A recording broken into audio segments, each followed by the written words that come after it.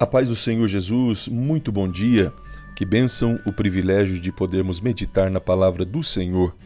E eu quero trazer aqui 2 versículos que estão na carta de Paulo aos Gálatas, capítulo 1, e versículos 15 e 16, que nos dizem: Mas quando aprouve a Deus, que desde o ventre de minha mãe me separou e me chamou pela sua graça, revelar seu Filho em mim, para que o pregasse entre os gentios, não consultei carne nem sangue.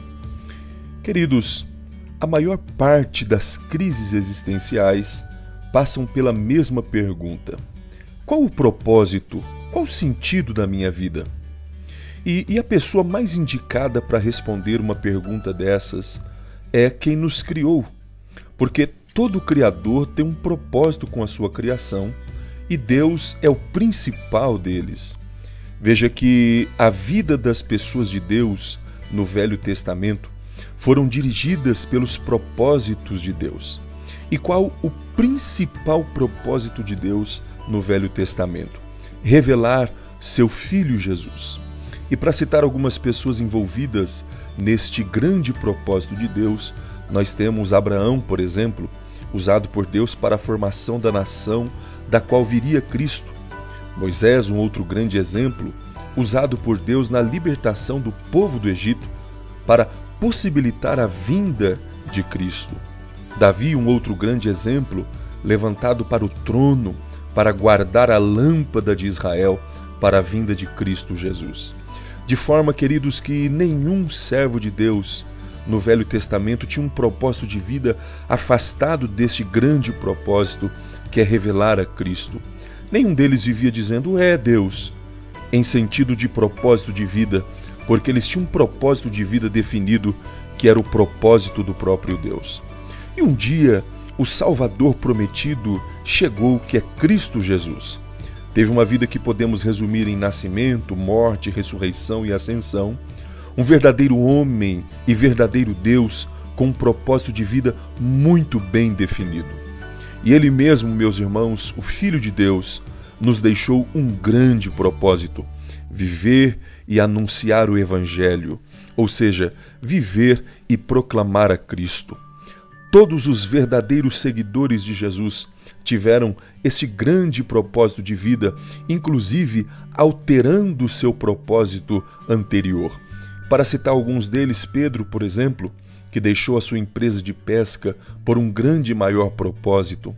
Mateus deixou seu cargo público por um outro propósito de vida. Paulo deixou seu encargo, suas convicções judaicas, por um novo propósito de vida. Sabe, meus irmãos, tudo isso nos faz compreender que Deus tem um só e grande propósito em toda esta linha do tempo. E o propósito maior de Deus é revelar a Cristo Jesus. Lá no Velho Testamento, Ele preparou tudo para a vinda de seu Filho Jesus Cristo. Nos dias do Novo Testamento, Ele trouxe o seu Filho Jesus Cristo ao mundo. E através da sua igreja, Ele tem revelado e manifestado mais e mais o seu Filho Jesus. E eu termino te fazendo algumas perguntas de reflexão. Qual sua participação no grande propósito de Deus? Você consegue perceber que Deus dirige nossa vida, ou as nossas vidas, com vistas a este grande propósito que Ele tem? Percebe que, quando estamos engajados neste grande propósito, nossa vida tem sentido? E quando afastados deste grande propósito, nossa vida se parece com um grande ué? Então, quanto tempo demoraremos para compreender que nosso propósito de vida está intimamente ligado ao grande propósito do eterno Deus, que é manifestar seu Filho Jesus? Compreenda que a vida de alguém chamado por Deus, quando afastada do grande propósito de Deus, será sempre uma grande incógnita, será sempre um grande ué. Mas a vida de alguém chamado por Deus, dentro do grande e único propósito de Deus, será sempre clara e com um propósito visível, que é manifestar a Cristo Jesus.